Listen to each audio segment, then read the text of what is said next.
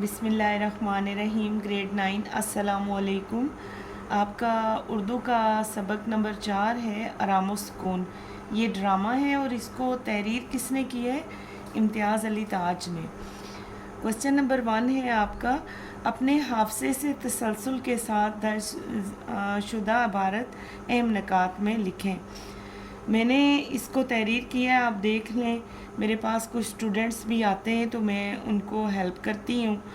یہ بڑے اچھے طریقے سے میں نے اس کے نوٹس لکھوائے ہیں بچوں کو، تو آپ لوگ بھی یہاں سے ہیلپ لے سکتے ہیں، ٹھیک ہے۔ سبق لہو اور قالین میں ایک شخص کسی خاص مقصد کی خاطر دوسرے شخص کی تعریف کرتا ہے، بلکہ وہ اپنی تعریف خود کر رہا ہوتا ہے۔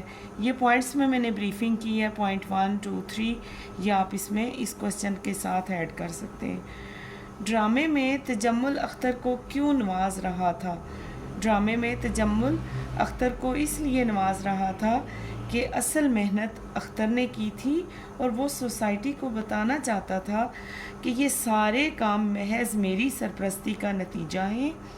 یہ لوگ تجمل کی تعریف کریں۔ اس پیراگراف کا موضوع کیا ہے؟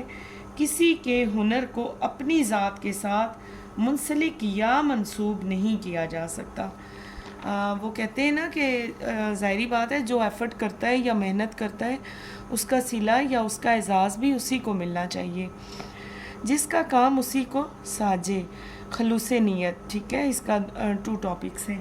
اور پھر اس کے علاوہ ہے، اس اقتصاب کو مد نظر رکھتے ہوئے خلوص نیت کی اہمیت بیان کریں کہ بے شک جو ہے اعمال کا دار و مدار نیتوں پر ہے، اور دنیاوی شان و شوکت کی غرض سے کیا گیا کوئی کام تسکین قلب نہیں بن سکتا۔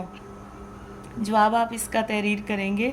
یہ آپ دیکھ رہے ہیں کہ خلوص نیت دنیا میں کامیابی حاصل کرنے اور ایک معیاری اور کامیاب زندگی گزارنے کے لیے خلوص نیت بہت ضروری ہے۔ ہمیں ہر کام خلوص نیت سے ہی کرنا چاہیے، چاہے وہ آپس میں باہمی رویے ہوں، معاشرتی طور پر کام کر رہے ہوں، یا انفرادی طور پر۔ نیت بہت خالص ہونی چاہیے، پھر اصل جو ہے معنوں میں کامیابی حاصل ہوتی ہے، اور انسان کو سکون جو ہے وہ سکون قلب نصیب ہوتا ہے۔ یہ جملے ہیں، ساتھ میں اسی ٹاپک سے ریلیٹڈ تردد، فکر، اور اس کا جملہ آپ دیکھ رہے ہیں۔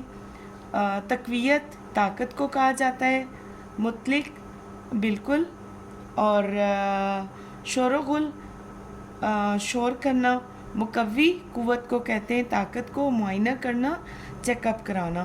تو یہ جملے میں نے تحریر کروائے ہوئے ہیں، آپ اپنی مرضی کے مطابق بھی ان کو لکھ سکتے ہیں، ٹھیک ہے۔